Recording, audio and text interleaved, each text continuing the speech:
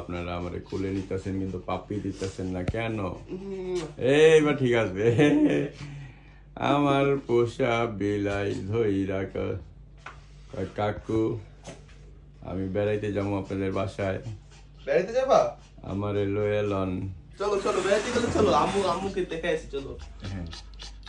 আচ্ছা আচ্ছা তোমাকে বলে নি। ইয়া কি বললা না হ্যাঁ না কি হয়েছে তোমার? কি লিও দেখছো লিও?